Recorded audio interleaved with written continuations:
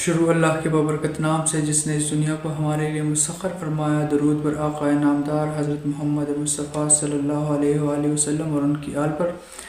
آج ہم کشف المعجوب سے ایک واقعہ صفحہ نمبر 327 اور 328 سے، جہاں پر حضرت ذوالنون مصری رحمۃ اللہ علیہ نے کا ایک واقعہ بیان کیا گیا ہے کہ وہ مصر سے جدہ کا ارادہ رکھتے تھے جانے کا۔ اس وقت بزرگ لوگ اکثر سفر میں رہتے ہیں، کچھ سیکھنے کے لیے، کئی بزرگوں سے ملنے کے لیے، تبلیغ کے لیے اکثر سفر پہ ہوتے ہیں۔ اکثر آپ صوفیاء کی زندگی اٹھا کے دیکھیں، اکثر انہوں نے سفر میں گزاری ہوئی ہے۔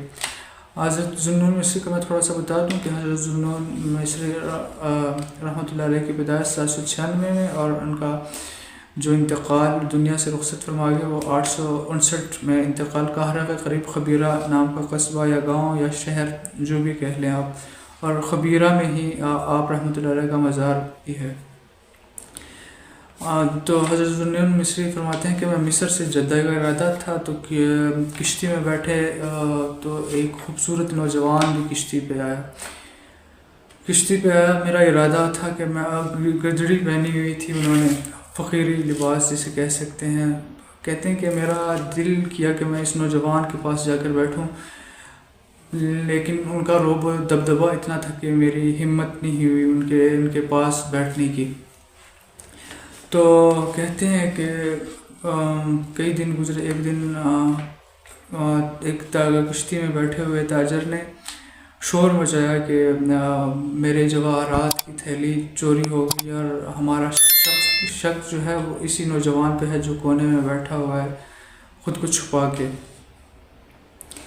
تو لوگ اسے کہتے ہیں کہ مارنے پہ آئے تھے کہ اس نے چوری کی ہے۔ تو حضرت ذوالنون مصری فرماتے ہیں کہ میں نے تاجر اور لوگوں سے کہا کہ آپ ٹھہر جائیں، میں ان سے بات کر رہا ہوں۔ وہ اللہ کے ولی تھے اور لوگ بھی انہیں جانتے تھے، اور مصر سے تھے آپ، تو لوگوں نے آپ رحمۃ اللہ علیہ کی بات مانی۔ تو حضرت ذوالنون مصری کہتے ہیں کہ میں نوجوان کے پاس گیا، میں نے کہا کہ یہ لوگ تو آپ کو مارنے کا ارادہ رکھتے ہیں، اگر آپ کے پاس جواہرات ہیں تو آپ مجھے دے دیں تاکہ میں آپ کو ان کے غضب سے بچا سکوں لوگوں کے۔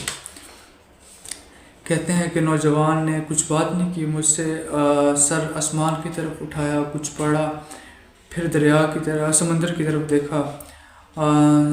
سارے لوگ سمندر کی طرف متوجہ ہو گئے تو سمندر میں سے مچھلیاں نکلی، ہر مچھلی کے منہ میں ایک ایک ہیرا تھا یا ایک ایک قیمتی پتھر کہہ لیں تھا۔ تو نوجوان نے ایک مچھلی کے منہ سے پتھر اٹھا کر وہ تاجر کی طرف پھینکا، اور خود کشتی سے چھلانگ لگا کر سمندر پر چل پڑے اور نظروں سے اوجھل ہو گئے۔ کہتے ہیں کہ سارے لوگ بہت شرمندہ ہوئے، اور کہتے ہیں کہ جو چور تھا اس نے تھیلی باہر نکال پھینکی۔ تو یہ کشف المعجوب سے کرامات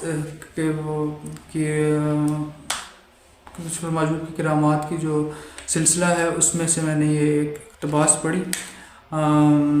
آخر میں ہدایت انہی کا دروازہ کھٹکھٹاتی ہے جو ہدایت کے طلبگار ہوتے ہیں۔ اگلی ویڈیو تک کے لیے اجازت دیجیے گا۔ اللہ حافظ۔